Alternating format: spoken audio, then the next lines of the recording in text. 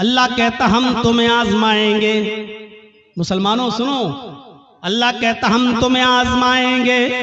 वलनबलुवन्नकुम बिशैइन मिनल खौफ, हम तुम्हें आजमाएंगे खौफ डालकर, ऐसे हालात पैदा कर देंगे कि तुम डरोगे। जैसे आज पूरे ईरान के ही नहीं, पूरी दुनिया के हालात पर आप नजर डालिए आप, और किसी एक जगह पर भी आप देख लीजिए कि मुसलमान जहां रहता है उस मुसलमान को कहीं अमन, कहीं शांति, कहीं सुकून उसको नजर आ रहा है? मुझे बताइए। ईरान के हालात देखिए, मुसलमान कहीं सुकून के साथ है। सीरिया के हालात देखिए, मुसलमान कहीं सुकून के साथ है। लेबनान के हालात देखिए, कहीं मुसलमान सुकून के साथ है। इराक के हालात देखिए, मुसलमान कहीं सुकून के साथ है। फिलिस्तीन के हालात देखिए, मुसलमान कहीं सुकून के साथ है। उर्दून के हालात देखिए, मुसलमान कहीं सुकून के साथ है। मुझे दुनिया का कोई ऐसा चप्पा बताइए जहां मुसलमान रहता है और वहां सुकून के साथ हो। आप अपना पड़ोसी मुल्क देख लीजिए, मस्जिदों में बमबारी हो रही है, एक दूसरे को मार रहा और कत्ल कर रहा है। आपके अपने पड़ोसी मुल्क के अंदर मस्जिदें तक महफूज नहीं हैं और वहां आत्मघाती हमले हो रहे हैं। ये कौन सा इस्लाम है और कौन सी इस्लाम की तालीम है? मेरे भाइयों, आप दुनिया की किसी चप्पे पे जाकर देख लो और बताओ, इतिहास, हिस्ट्री और आज की मौजूदा हालात को का जायजा लेकर मुझे बताओ कि मुसलमान कहां चैन और सुकून के साथ है। ज़ोरिबत अलैहिमुज़्ज़िल्लतु वल मस्कना, इतना जलील, इतना रुस्वा, इतना इंसल्टेड, इतना जलील और रुस्वा दुनिया के किसी दौर में नहीं हुआ था जितना आज के दौर में मुसलमान है। क्यों? उसकी वजह यह है कि आज उसके अंदर से ईमान निकल चुका है। वला तहिनु वला तहज़नु व अंतुमुल अलौना इन कुंतुम मोमिनीन। अल्लाह ने तो हुकूमत और सल्तनत देने का वादा, इज्जत और सरदारी देने का वादा उस शर्त पे किया था कि अगर तुम्हारे अंदर ईमान होगा तो हम तुम्हें इज्जत देंगे, हम तुम्हें बुलंदी देंगे, हम तुम्हें बाइज्जत बनाएंगे। मेरे प्यारे साथियों, आज हम जितना जलील हैं उसकी वजह यह है कि आज हमारे अंदर उतना ही कम ईमान कमजोर है। आज उतना ही ईमान कमजोर है आज हमारे अंदर। अभी कोई कह दे किसी का चेहरा देखकर, और मैंने ये दूसरों को तो छोड़ो, मैंने अपनों को देखा है। अपनों से मुराद समझ रहे हैं शेर शाह बिरादरी को, और भी खुल के कह दूं अहले हदीसों को। बस ऐसे ही, अरे बाप, तुम्हारा चेहरे पे देखो बहुत मायूस परेशान नजर आते हो। देखिए धूल में लाठी मार रहे हैं, हकीकत में हमें कुछ नहीं मालूम। मुझे लगता है कि जरूर तुम्हारा कोई रिश्तेदार तुम्हारे साथ गड़बड़ कर रहा है, जादू टोना का असर लग रहा है तुम्हारे ऊपर। उसके बाद वो बस आपके पीछे हाथ धोकर नहीं, नहा धोकर पड़ जाएगा। है मौलाना साहब, आपको कैसे मालूम? बिल्कुल सही बात है मौलाना साहब, जितना पैसा आता है बचता ही नहीं है। हम कमाते बहुत हैं, एक दिन में 10,000 रुपए कमाते हैं, लेकिन घर आते आते हमारा कभी बेटा बीमार, कभी बीवी बीमार, कभी ये बीमार, कभी वो बीमार, एकदम चला जाता है। मौलाना बरकत नहीं हो रही है। आपने सही पहचाना है। अब मौलाना साहब को मौका मिल गया बकरा हलाल करने का। अब सही है, ये आदमी बस मेरे जाल में फंस गया। एक आदमी तो बाकायदा ऐसा मिला, कहने लगा कि बहुत अच्छी बात आपने कही है, इसका इलाज तो हो जाएगा लेकिन खर्चा बहुत पड़ेगा। उस बेचारे मजबूर आदमी ने कहा कि कितना खर्चा लगेगा मौलाना साहब? कि बहुत ज्यादा नहीं, बस दुनिया में 1,24,000 नबी आए, हर नबी के नाम पर 1 रुपया दे दो, तुम्हारी मुसीबत हल हो जाएगी। अब सोचो कि हर नबी के नाम पर 1 रुपया देगा तो 1,24,000, यानी मौलवी साहब की डिमांड ये है कि 1,24,000 रुपया हमको दे दो, तुम्हारी मुसीबत दूर हो जाएगी। और इसको कम आंकने का अंदाज देखो, हर नबी के नाम पर 1 रुपया। अरे एक नबी के नाम पर 1 ही रुपया तो मांग रहे हैं। इससे पूछो कि ईमान तो तेरा मुहम्मदुर रसूलुल्लाह पर है, इकरार है कि अल्लाह ने और भी नबी भेजे हैं, ईमान तो मोहम्मद रसूलुल्लाह पर है। और इस बात पर भी ईमान है कि अगर वो सारे के सारे नबी के दौर में, किसी भी पैगंबर के दौर में अगर मोहम्मद रसूलुल्लाह आ जाते तो उस नबी को भी मोहम्मद पर ईमान लाना पड़ता, उस रसूल को भी मोहम्मद रसूलुल्लाह पर ईमान लाना पड़ता। जब उस रसूल की रिसालत मोहम्मद रसूलुल्लाह के आ जाने के बाद कल आदम है, मनसूख है, तो फिर उसके नाम पर तू पैसा कैसे मांग सकता है, उसके नाम पर तू रुपया कैसे मांग सकता है, उसके नाम पर तू पैसा की डिमांड कैसे कर सकता है।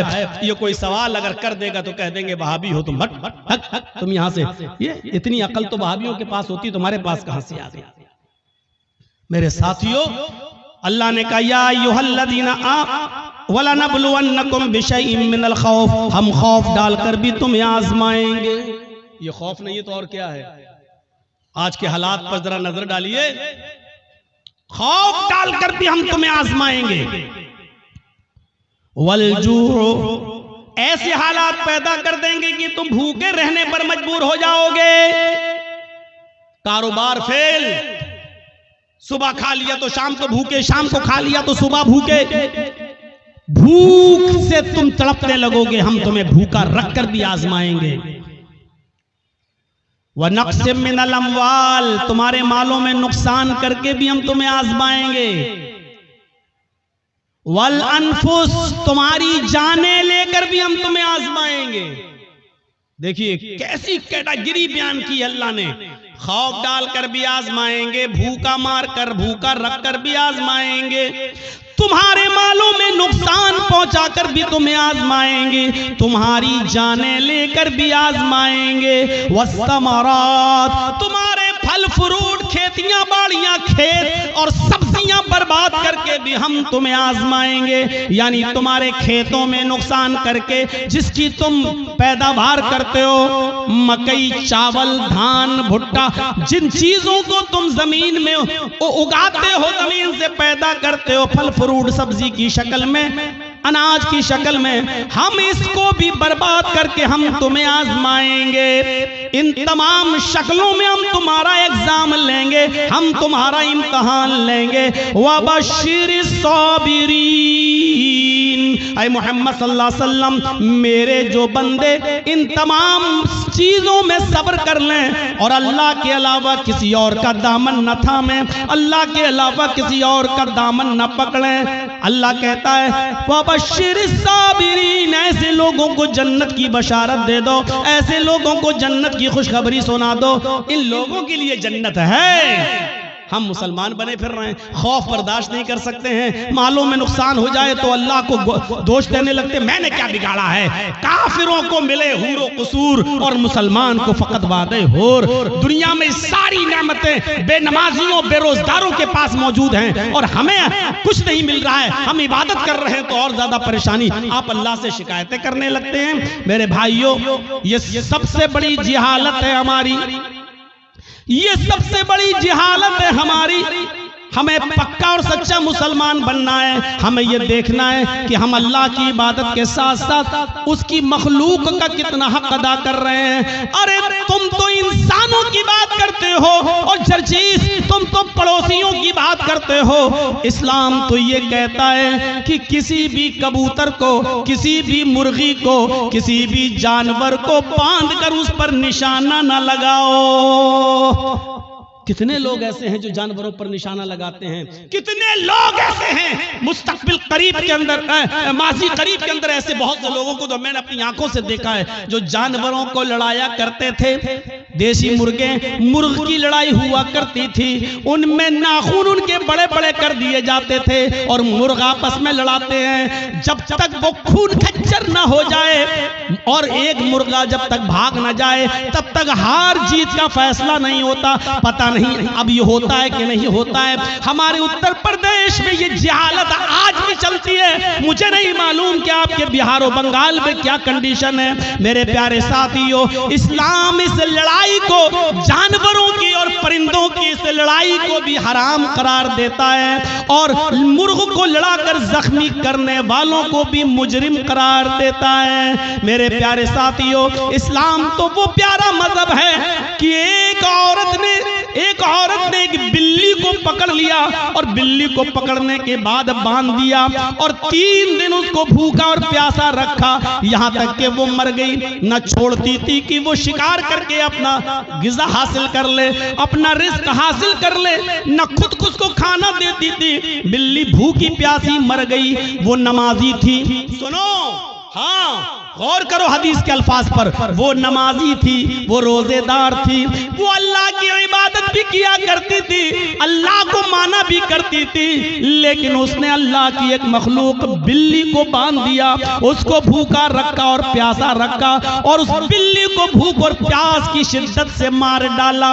लेकिन जब ये औरत मरी तो अल्लाह ताला ने उसकी नमाजों के बदले उसको जन्नत नहीं दी, उसके रोजों के बदले उसको जन्नत नहीं दी, उसकी ज़कात और खैरात के बदले उसको जन्नत नहीं दी। अल्लाह के नबी फरमाते हैं अल्लाह रब्बुल आलमीन ने उस औरत को जहन्नम के अंदर दाखिल कर दिया, इसलिए कि उसने बिल्ली को भूखा और प्यासा रखा था और मार दिया। नमाज पढ़ लेने का नाम इस्लाम नहीं है, रोजा रख लेने का नाम इस्लाम नहीं है। इबादत है, ठीक है, लेकिन इस्लाम यह है कि तुम अल्लाह की मखलूक के साथ भी रहम करो। अल्लाह की मखलूक, अल्लाह की सृष्टि के साथ भी तुम्हें रहम का बर्ताव करना है। ये औरत बिल्ली को बांध के रखी थी, जब मरी बिल्ली तो मर गई भूखी प्यासी, लेकिन नमाज और रोजा रखने के बावजूद जन्नत की मुस्तहिक नहीं हुई। और बुखारी पढ़िए, एक औरत ऐसी भी थी जो बदचलन थी। अब बदचलन का खुलासा नहीं करूंगा, आप समझ जाइए कि बदचलन किसको कहते हैं। बस दूसरे लफ्जों में कह दूं कि वो तवाइफ थी, क्योंकि हदीस में फाहिशा का लफ्ज मौजूद है, यानी जिस्म फरोश थी, पैसा लेती थी और अपना जिस्म बेचती थी, बदचलन थी, जानिया थी, बदकार औरत थी। उसने एक जंगल में एक कुत्ते को देखा जो गीली जमीन के पास बैठकर अपनी जबान से गीली जमीन को चाट रहा है, गोया कि वो प्यासा है और उस गीली जमीन से कुछ पानी लेना चाहता है, लेकिन गीली जमीन से पानी नहीं मिल रहा है। हदीस के अल्फाज हैं, उस औरत को उस कुत्ते पर रहम आ गया, उसने अपना मोजा उतारा। एक रिवायत में आता है उसने अपनी ओढ़नी, अपना दुपट्टा उतारा, उसने उस दुपट्टे को कुएं में डाला। एक हदीस में आता है कि उसने अपना मोजा, चमड़े का मोजा चलता था, वो चमड़े का मोजा उतारा, अपनी ओढ़नी में बांधा और उस ओढ़नी को चमड़े के मोजे के साथ जब कुएं में डाला तो कुएं का पानी उस मोजे में, उस चमड़े के सॉक्स में आ गया। पूरा मोजा उसने पानी से भर लिया और वो कुत्ते के पास आई और उसने पानी उस कुत्ते के मुंह के पास उलट दिया। कुत्ते ने अपनी जबान से चाट चाट कर वो पानी पी लिया। उस वक्त तक वो उसको पानी पिलाती रही जब तक कि वो कुत्ता प्यास की शिद्दत से उसकी प्यास बुझ नहीं गई, वो सैराब न हो गया और अपने आप दुम हिलाकर जाने लगा। गौर करो आए मुसलमानों, ये औरत बदचलन थी, ये औरत जानिया थी, ये औरत जिस्म फरोश थी, इसने नमाजें न पढ़ी थी, रोजा नहीं रखा था, लेकिन एक कुत्ते को पानी पिलाया। वो रहमान और रहीम की रहमत ऐसी जोश में आई, उस रब्बुल आलमीन की रहमत ऐसी जोश में आई कि जब ये औरत मरी तो अल्लाह को उसकी ये नेकी पसंद आई और अल्लाह ने उस औरत को जन्नत के अंदर दाखिल कर दिया।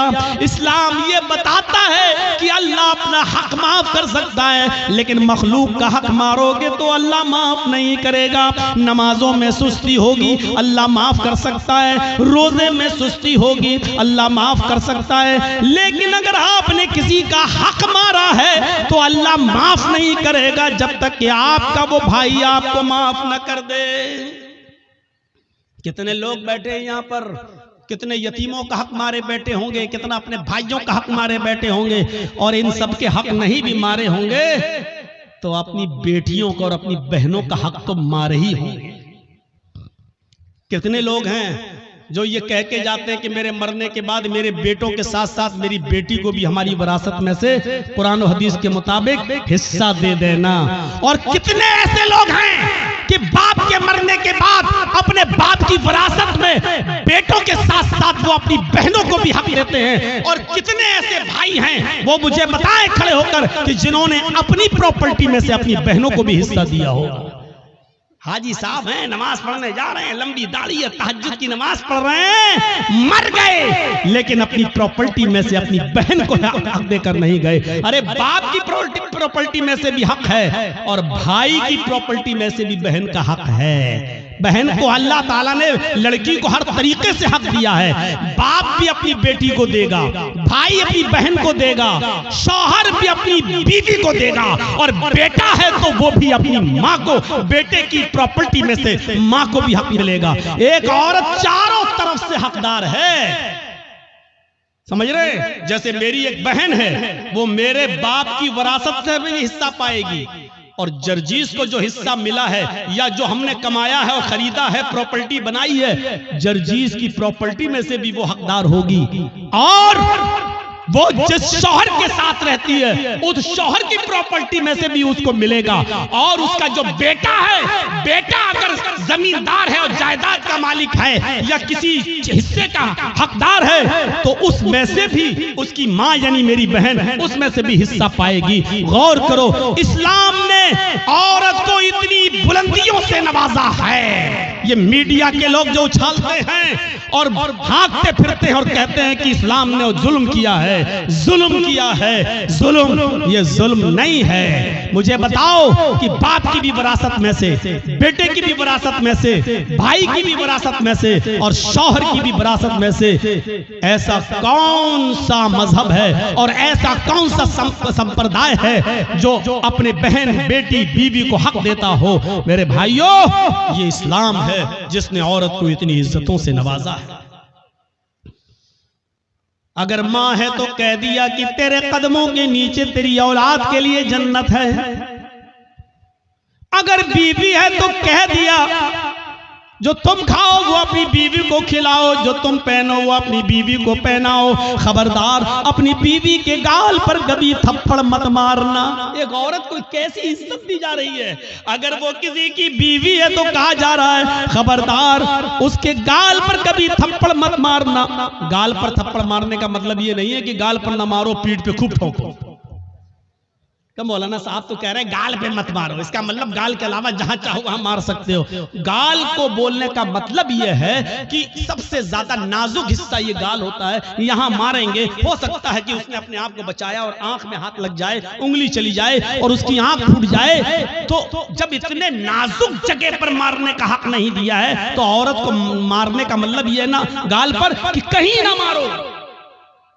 किसी कंडीशन में दिया है इजाजत, हम उस तरफ अभी नहीं जाना चाहते हैं। परमिशन दी है किसी कंडीशन में, लेकिन उसमें भी इतने एहतियात के साथ कि तुम हल्की फुल्की मार सकते हो, वो भी तब जब आपकी बीवी आपके मना करने के बावजूद और पंचायत का फैसला मानने के बावजूद भी आपके अलावा किसी दूसरे मर्द को अपने बिस्तर पे बुलाती है और उसके साथ रंग रलियां मनाती है और समझाने के बावजूद भी नहीं मानती है। तो अब एक आखिरी रास्ता यह है कि उसको हल्की फुल्की मार सकते हो, लेकिन उस वक्त भी गाल पर नहीं, और इतनी भी नहीं कि पीठ पर लकड़ी और डंडों के निशान बन जाएं, इतना भी नहीं।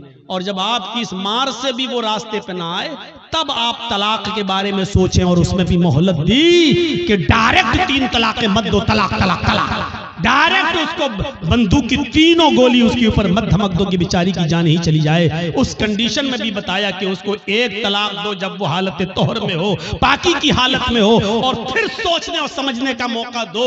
और फिर जब वो दूसरा महीना आए और फिर वो दूसरे महीने तक नहीं मानती है, फिर भी हरकतें कर रही है, और दूसरे महीने में जब वो हालत तोहर में हैज से पाक हो जाए तब आप उसको दूसरी तलाक दे सकते हो। ताकि ये बहुत लंबा एक अरसा हो, यानी इतना मौका दिया है कि एक कमजोर दिल की औरत डर जाएगी नहीं, इतना। अब तो आखिरी रह गई है, तीसरे महीने में जहां तीसरी तलाक दी, हम हमेशा के लिए हराम हो जाएंगे, मेरे बच्चों का क्या होगा, ये सोचने और समझने का पूरा मौका दिया है। इससे पहले अगर वो मान जाती है तो आप भी मान जाओ और उसको अपनी बीवी की शक्ल में कबूल कर लो, स्वीकार कर लो। मेरे भाइयों, बहुत संजीदा मजहब है इस्लाम। इस्लाम के अंदर पूरे के पूरे दाखिल होने का मतलब ही यह है कि उसने जिन कामों के करने का हुक्म दिया उन कामों को करो और जिन कामों से रोकने का हुक्म दिया उनसे रुक जाओ। यही है इस्लाम।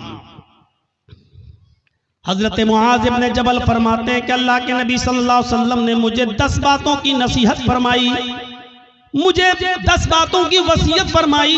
मुस्नद अहमद के अल्फाज हैं। इस हदीस को इमाम अहमद ने अपनी मुस्नद के अंदर नकल किया है और अल्लामा अलबानी रहमतुल्लाह अलैह ने इसको हसन करार दिया है। फरमाया अल्लाह के नबी सल्लल्लाहु अलैहि वसल्लम फरमाते हैं, हजरत मुआज इब्न जबल फरमाते हैं कि औसानी रसूलुल्लाह सल्लल्लाहु अलैहि वसल्लम बिअशरी कलिमात, कि अल्लाह के नबी सल्लल्लाहु अलैहि वसल्लम ने मुझे 10 कलिमात की 10 बातों की वसीयत फरमाई। ऐ मुआज, ये 10 काम तुम कर लो, ये 10 काम तुम्हें हर हाल में करना है। मेरे भाइयों, मैं तशरीह करता हुआ चलूंगा, लेकिन शायद मैं 10 तक न पहुंच पाऊं, इसलिए कोशिश करूंगा कि कम से कम 5 चीजें तो आपको बता ही दूं। अल्लाह के नबी सल्लल्लाहु अलैहि वसल्लम ने 10 चीजों की वसीयत फरमाई और 10 चीजों में पहला नाम ये लिया, ऐ मुआज ला तुशरिक बिल्लाहि शैअन इन कुतिलता हुर्रिकता। ऐ मुआज, तुम कभी किसी भी हाल में अल्लाह के साथ शिरक मत करना, अल्लाह के साथ किसी को शरीक मत ठहराना, अल्लाह के साथ कभी किसी भी हाल में किसी को शरीक मत करना। इन कुतिलता औ हुर्रिकता, अगरचे तुम्हें कत्ल कर दिया जाए या तुम्हें आग में जला दिया जाए। अरे भाई 1 घंटा हो गया बोलते हुए, अब तो बैठ जाओ सही से, लगता है स्प्रिंग लगा हुआ है आपके। कुतिलता, अगरचे कत्ल कर दिया जाए। शिर्क बड़ी अजीब चीज है। शिर्क अरबी में शिर्क है और इसी को अगर हिंदी में कहें तो बहु ईश पूजा, बहुदेववादियत, बहुत सी देवी और देवताओं पे आस्था रखना, बहु ईश पूजा, एक ईश्वर को छोड़कर बहुत से खुदा बना लेना, इसी को शिर्क कहा जाता है।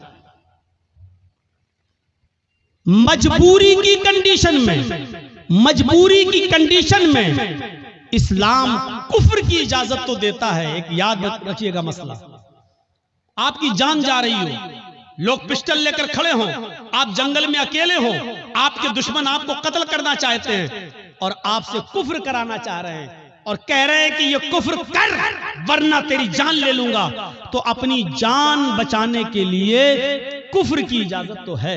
मतलब अगर वो ये कहें कि अल्लाह को मानते हो क्या, हाँ, अल्लाह का इनकार कर, बंदूक लें, कंपट्टी पर रख दें, अल्लाह का इनकार कर, आप जानते हैं ये लोग शूट कर देंगे, मार देंगे, बड़े जिद्दी लोग हैं, तो अल्लाह का इनकार करने से अगर जान बच रही है तो बचा लो। मैंने अपनी स्पीड थोड़ी कम कर दी समझाने के लिए। समझिए पहले कुफ्र किसको कहते हैं और शिर्क किसको कहते हैं। कुफ्र भी हराम है, शिर्क भी हराम है, लेकिन कंडीशन देखिए क्या है। इस्लाम के अंदर सूअर का गोश्त भी हराम है, लेकिन अगर जान जा रही है आपकी, जान जा रही है आपकी और हलाल चीज कोई नहीं मिल रही है तो जान बचाना भी फर्ज है। अगर आपको सूअर का गोश्त मिल रहा है खाने के लिए तो इस्लाम परमिशन देता है कि अगर सूअर का गोश्त खाकर जान बच रही है तो जान बचा लो, लेकिन पेट भर के नहीं खाना है, सिर्फ उतना ही खाना है जितने में खाकर तुम्हारी जान बच सकती हो। ये कंडीशन, जान बचाना फर्ज है। लेकिन कहीं फर्ज होने के बावजूद इस्लाम कैटेगरी देखिए, मजबूरी है और जान जाने वाली है, कुफ्र से करने से तो जान बच रही है। अल्लाह के नबी फरमाते हैं कि कुफ्र से जान बच रही है तो बचा लो, लेकिन दिल से अल्लाह का इनकार मत करना। उनके मुंह पे कह देना हाँ हाँ हाँ नहीं नहीं नहीं मैं अल्लाह को मानता ही नहीं हूं, मैं अल्लाह को मानता, सिर्फ जबान से कहना, दिल में अकीदा नहीं होना चाहिए। और जब वो छोड़ दे तुम्हें तो घर पे आओगे, अल्लाह तू तो मेरे दिल का हाल जानता ही है, मैंने मजबूरी में कह दिया था, अरे अल्लाह मैं दिल से तुझे मानता हूं और तेरा इकरार करता हूं, अशहदु अल्ला इलाहा इल्लल्लाह व अशहदु अन्ना मुहम्मदन अब्दुहु व रसूलुहु। आपका इस्लाम कोई फर्क नहीं पड़ेगा, क्योंकि आपने जान बचाने के लिए अल्लाह का इनकार किया। अल्लाह का इनकार करने से जान बच रही है तो बचा लो, लेकिन यहाँ कंडीशन क्या है, ला तुशरिक बिल्लाहि शैअन इन कुतिलता हुर्रिकता। यहां इस्लाम, अल्लाह के नबी क्या कह रहे हैं, अगर तुझे कत्ल भी कर दिया जाए और तुझे जला दिया जाए, आग में डाल दिया जाए, ये काम करा लेना, लेकिन शिर्क मत करना अल्लाह के साथ। अल्लाह के साथ शिर्क मत करना।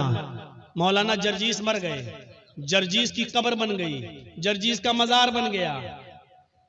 बेटा बेटी अल्लाह से मांगो, आय अल्लाह 10 सालें हो गई, बेटा नहीं हुआ, बेटी नहीं हुई, अल्लाह मुझे नेक बेटा दे, मुझे नेक बेटी दे। ठीक है, अब आप जर्जीस के पास कब्र पे चले जाओ, मजार पे, और कहो बहुत अच्छे आदमी थे, आय अल्लाह तू डायरेक्ट मेरी नहीं सुनता है, इनके वसीले से हम दुआ कर रहे हैं, जर्जीस साहब तुम मेरी दुआ लेके अल्लाह के पास चले जाओ, जर्जीस साहब मुझे अल्लाह से बेटा बेटी दिलवा दो। यही शिर्क है। मैंने कह दिया जो कहना था।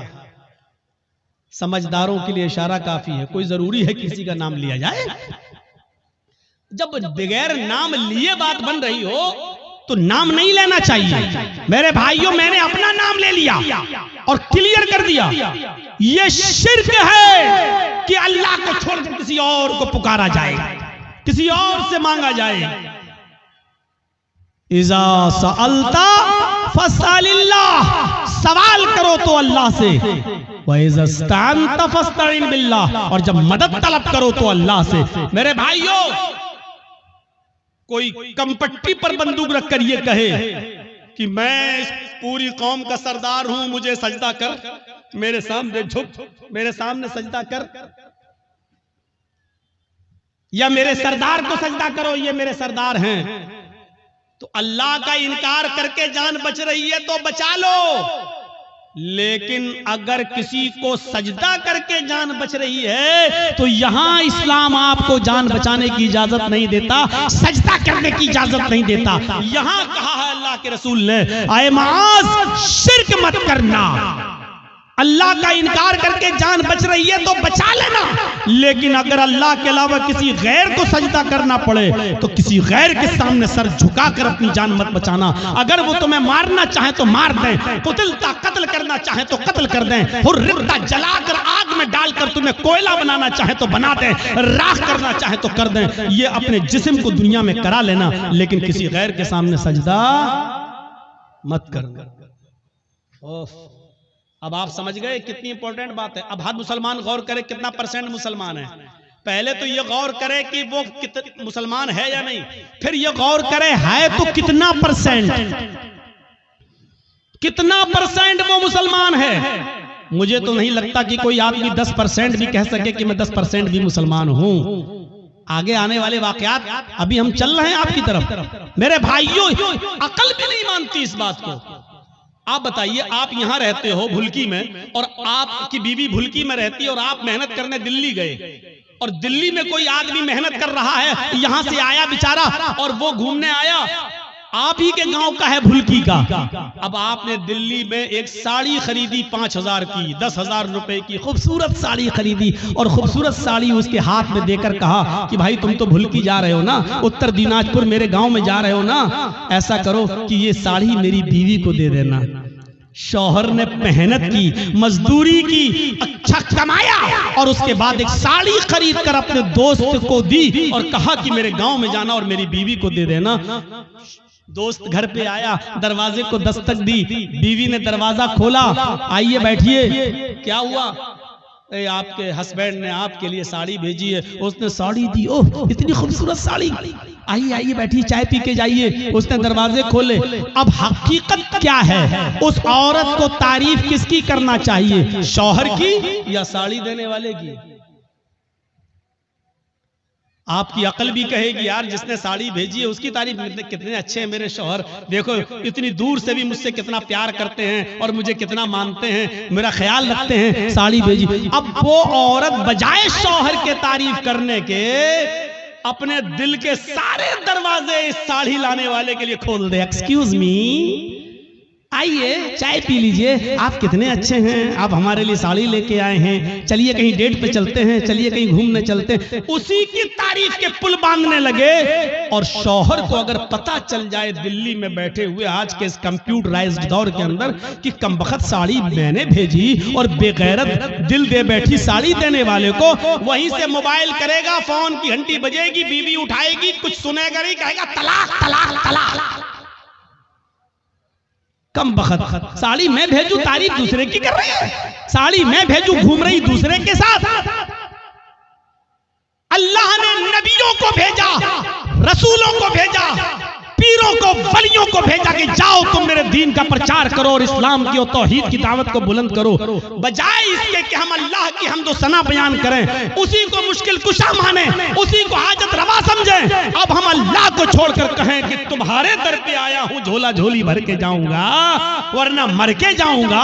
तो मेरे भाइयों, इससे बड़ी बेगैरती की बात क्या हो सकती है। जैसे एक शौहर अपनी बीवी की बेगैरती बर्दाश्त नहीं कर सकता, ऐसे ही अल्लाह भी इस बेगैरती को बर्दाश्त नहीं कर सकता कि बंदा मुझे छोड़कर मेरे ही हम ही तुम्हारे जैसे बंदों से मांगे।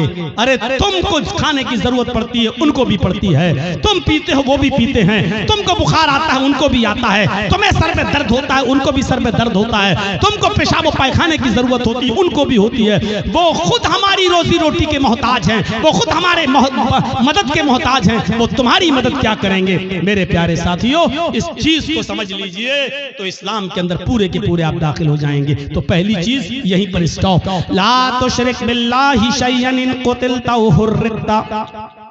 पहली चीज काट दिया जाए, टुकड़े टुकड़े कर दिया जाए या जला दिया जाए, अपने आप को जला लेना, कटवा लेना, लेकिन गैरुल्लाह को सजदा न करना, शिरक मत करना। पहली चीज।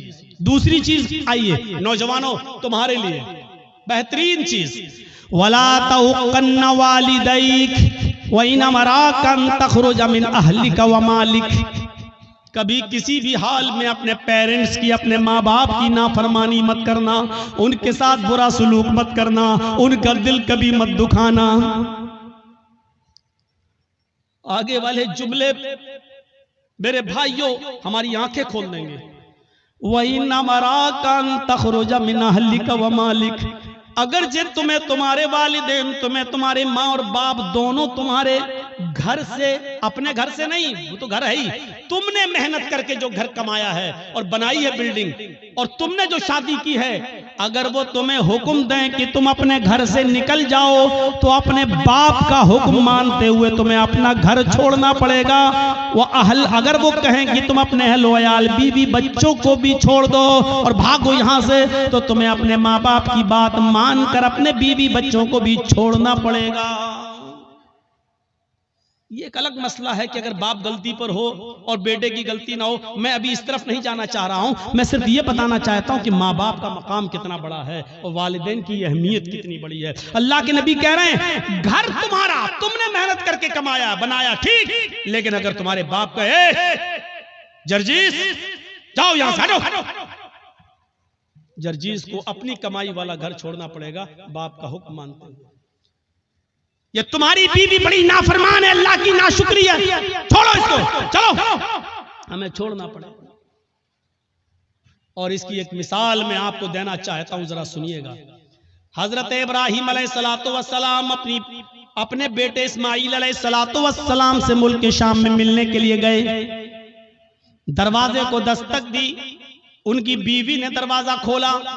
जरा सुनिएगा, बड़ा दिलचस्प वाकया है, मैंने आहिस्ता स्पीड कम कर दी है ताकि आपको समझाऊं। इब्राहिम अलैहिस्सलाम अपने बेटे से मिलने गए, दरवाजे को दस्तक दी, बहू ने, बेटे की बीवी ने दरवाजा खोला, और जैसे ही दरवाजा खोला तो क्या देखती है, सामने एक बूढ़ा आदमी खड़ा है। अस्सलाम वालेकुम, का वालेकुम अस्सलाम। कहा मुझे इस्माइल से मिलना है।